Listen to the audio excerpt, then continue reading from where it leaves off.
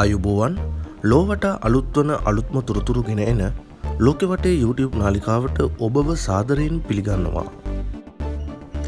හිටපු අමාත්‍ය කෙහෙලිය රඹුක්කැල්ල සහ රාජ්‍ය මුද්‍රණ නීතිගත සංස්ථාවේ හිටපු සභාපති ජයම්පති බණ්ඩාර හේන්කින්ද යන අයට එරෙහිව අල්ලස් කොමිසම විසින් ගොනු කර තිබෙන නඩුව සැප්තැම්බර් මාස 25 වෙනිදා විභාගය සඳහා කැඳවන ලෙස කොළඹ මහාධිකරණය නියම කර තිබෙනවා. ජනමාධ්‍ය අමාත්‍යවරයා වශයෙන් කටයුතු කරමින් සිටියදී සිය පෞද්ගලික ජංගම දුරකථනය බිලවන රුපියල් 2,40,000කට ආසන්න මුදලක් රාජ්‍ය මුද්‍රණ නීතිගත සංස්ථාවේ අරමුදල් වලින් ගෙවීම තුළින් රජයට පාඩුවක් සිදු කළේ යයි චෝදනා කොට එම නඩුව පවරා තිබුණා. මෙම නඩුව 13 වනදා කොළඹ මහාධිකරණ විනිසුරු සුජීව නිශ්ශංක මහතා විසින් කැඳවනු ලැබුවා.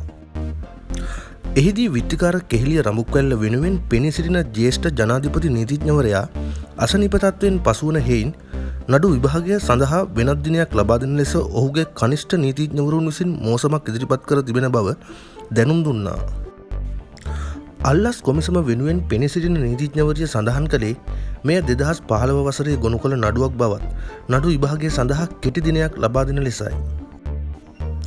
ඒ අනුව නඩු විභාගය සැප්තැම්බර් මාස 25 වනදා දක්වා කල් තැබීමට නියෝග කළ මහාධිකරණ විනිසුරුවරයා එදින සාක්ෂිකරුවන්ට අධිකරණයේ පෙනී සිටින ලෙස දන්වා සිතාසි නිකුත් කරන ලෙස නියෝග කළා.